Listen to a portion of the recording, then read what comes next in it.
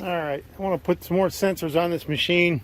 Get the coolant temp sensor in it and some other things. I've taken the hood off already. But as you can see, Mother Nature is not being kind. And I'm going to move this slightly undercover. I got an awning I can at least put it under. It's about 40 degrees. And this will be the first time I've tried to start this thing when it was pretty cold. So let's see what we get. Trying to cold start this thing. It's not really that cold, but you get the idea. Let's see what she's like when it's a little colder. It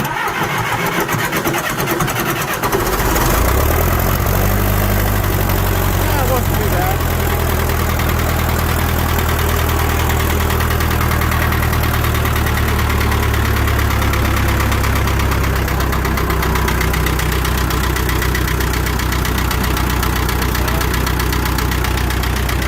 Safety block, that wedged in there pretty good. Knock that out of there. Get that out of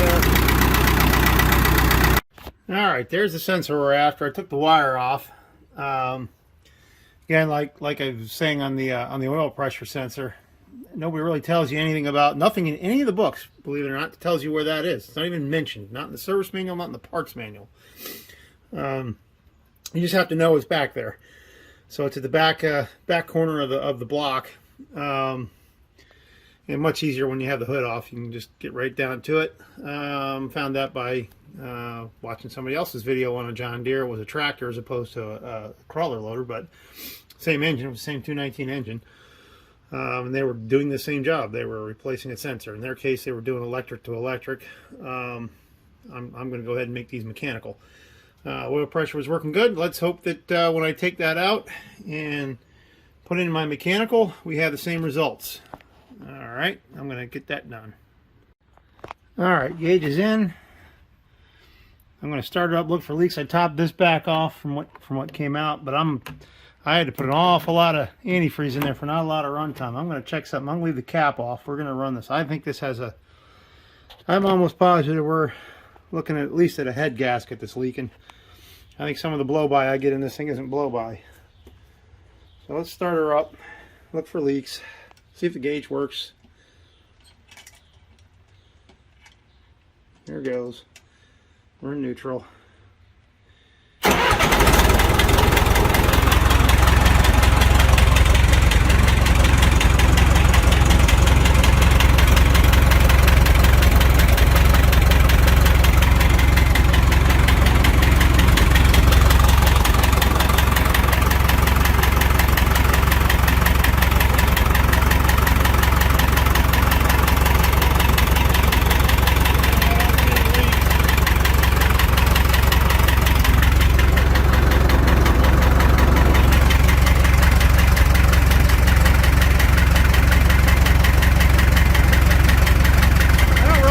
Bubbles in the antifreeze either.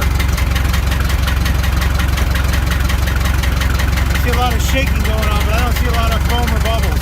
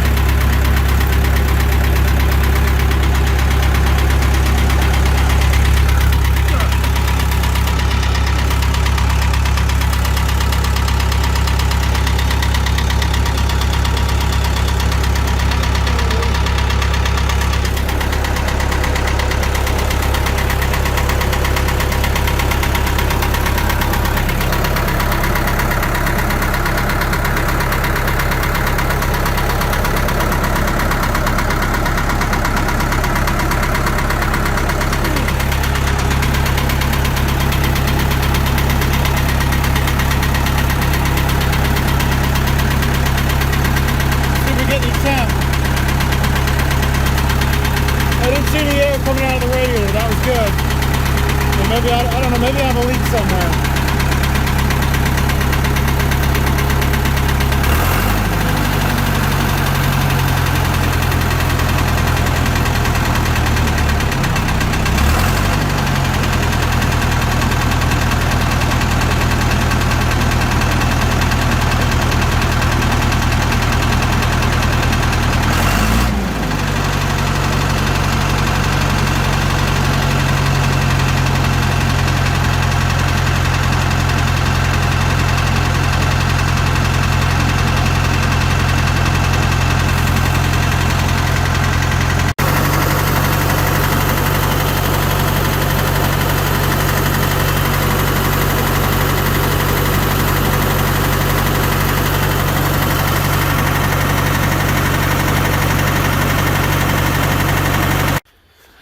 All right, so we've passed our leak test.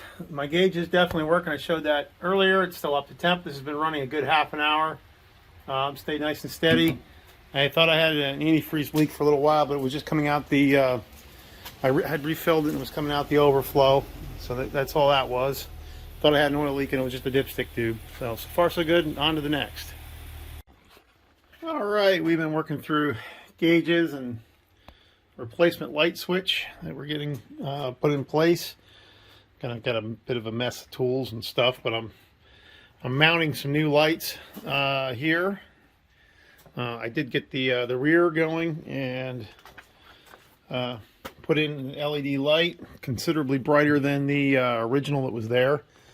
I'm having to do a couple modifications to make these work. Obviously, I haven't done anything wiring-wise yet. I think I'll probably drill another hole here for this wire. I don't really want anything sticking out externally, so we'll work that out when I figure out some wiring. Where are we going here?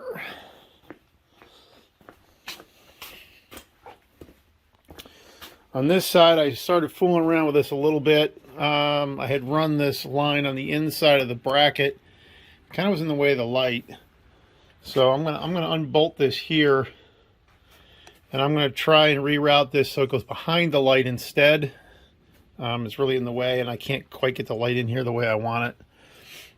So I'm gonna unbolt it here, loosen it up, maybe just move this back. I'm hoping there's enough stretch in the line that I can still keep this here, but I may have to move it. I really didn't want to, drill holes and taps, but I may have to. I already know I have to move this bracket up as high as I can on this. This runs right down next to the track, and I already caught it once. I don't want to do that again, so we're gonna address that by changing this bracket. What else? Well, we're gonna get that all up and running. Change the oil in this thing, a couple other things, and I think we're going to be in pretty good shape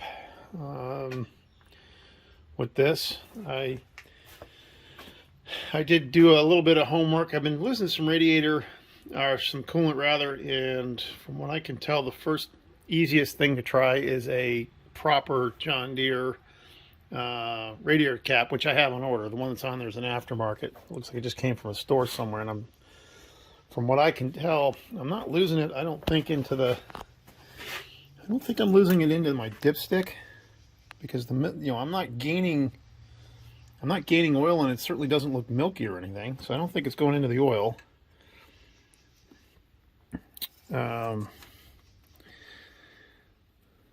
So I'm thinking it's just going out the overflow, and I did a little bit of homework on other people's videos, and that seemed to be the problem some people were having, that the thermal expansion on the coolant was pushing it right out the overflow tube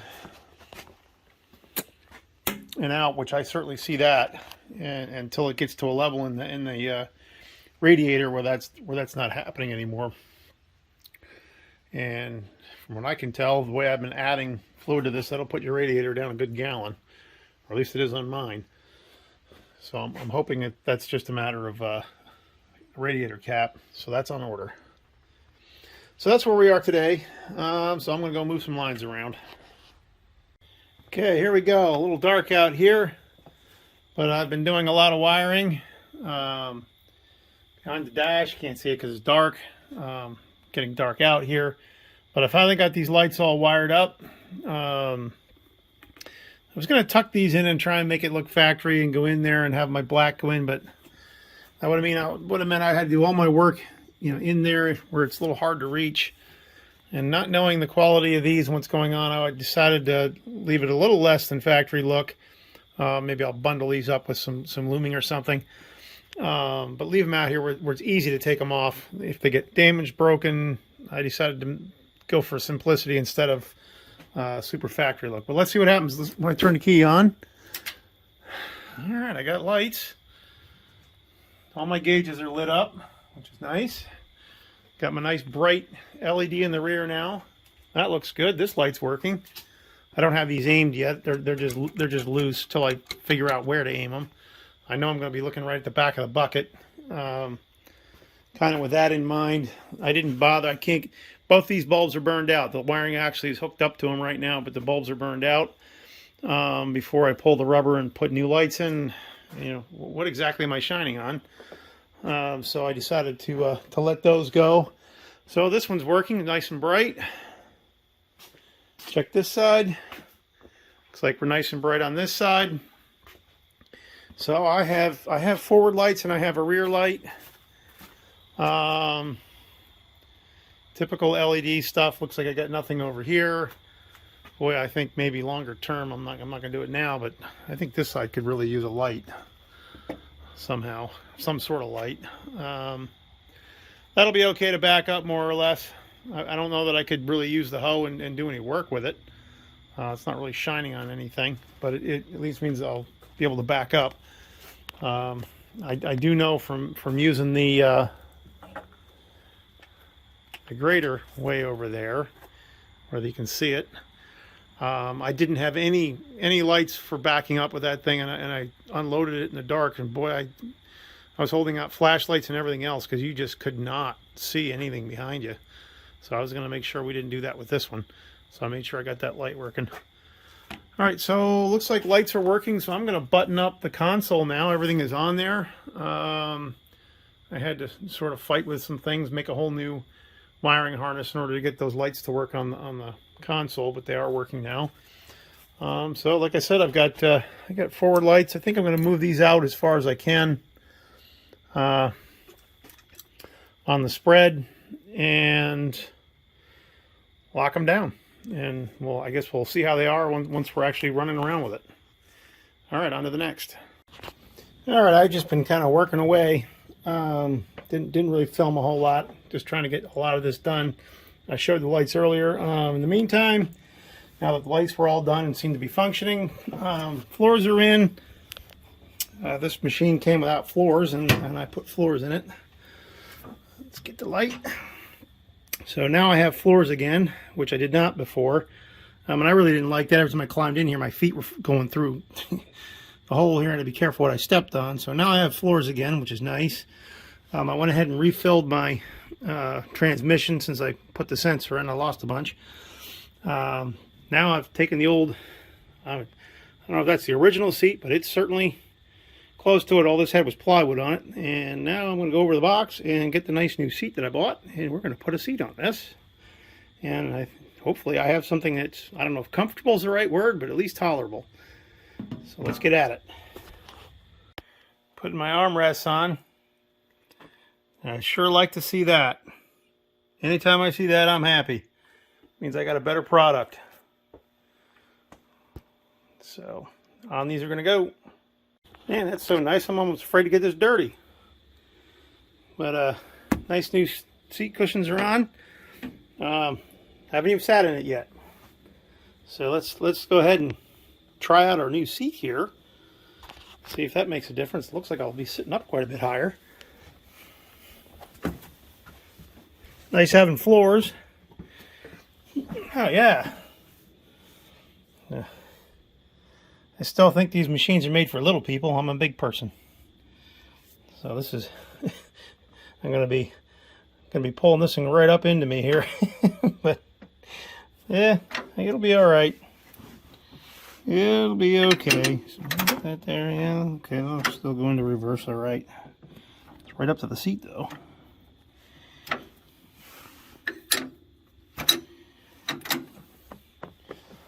Looks like we have armrests and a seat. I wonder if I can move this seat back. I don't know if these are adjustable or not. This thing looks to me like it could go back quite a ways toward the tank here. I think I'm gonna take a look and see if there's a way to adjust the seat. All right, now that I studied this a little bit, yes, there is a way to adjust this seat. It's just 4 bolts, and they're currently sitting as far forward as it can go. So we're gonna change that arrangement. This is gonna go back as far as it can go, and I think a lot of what's going on with this machine will get, for me anyway, I'll get a lot easier getting in and out and operating. That's like right on top of everything. Cool. I'm gonna move this back. All right, well, that's much better with it all the way back. A lot easier to get in and out, too. Now I feel like I can actually run this machine. I don't feel like I'm sitting on top of the dashboard. Yeah, it's not bad. So I think a couple more things before we're going to put this whole girl to work. We got to change the oil in it. And what else? I got the seat on. I got the floor pans on. I'm going to change the oil and put the hood on. I think that's about it. I think I may do that tomorrow. I get that all done, and I think I'm done with it. Oh, I got to put the seat on the back for the backhoe, but I can't do that under this under here. It hit. So I think we'll do those things tomorrow. Well, on a whim, I pulled out the air cleaner because I hadn't. It's one of the maintenance items I hadn't checked. And from what I could tell, a lot of maintenance had been done on this machine over the years, but apparently nobody checked the air filter. I don't know why that has a magic marker with 1970 on it, but I do see that says December 76. I'm assuming that's when this air filter was made. I think it's time for a new one. I guess I'll be ordering one of those tomorrow. Wow.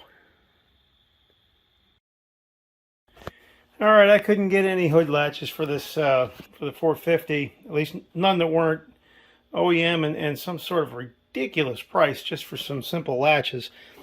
So these are actually for canoe carriers on a car, and you can see I put a bolt in here and then I'm hooking to it. And don't worry, I'll trim the line, but you just pull these down like almost like a ratchet strap, and they cinch tight. And hopefully, it's hard to do this on the phone, but pull her down. Got a little button you can release it.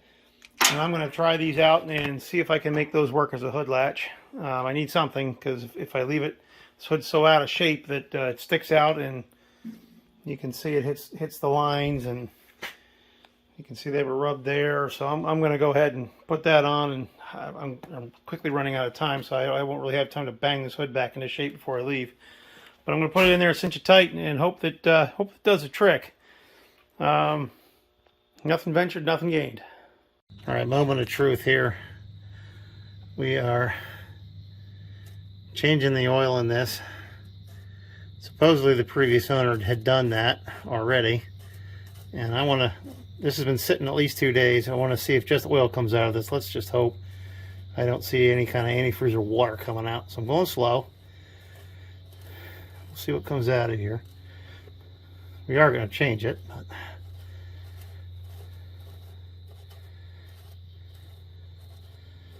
so far, you put a new oil filter on it. I'm going to. Let's make sure this bucket's in the right place.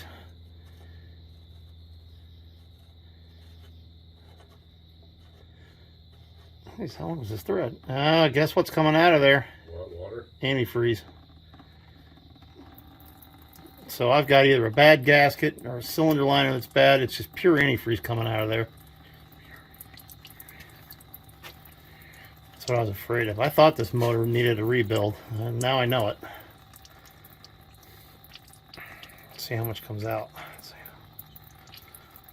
Well, now I know where my antifreeze is going. Given the amount you've poured in there. So, well, that answers that. So I'm going to keep draining this out now. Just see how much there is. Well, if it holds 9 quarts of oil, and you put But what I don't understand is I haven't seemed to have been gaining any oil. well, I think it might. The dipstick might be fooling you. I don't know. It explains a lot of the steam blow by I'm seeing.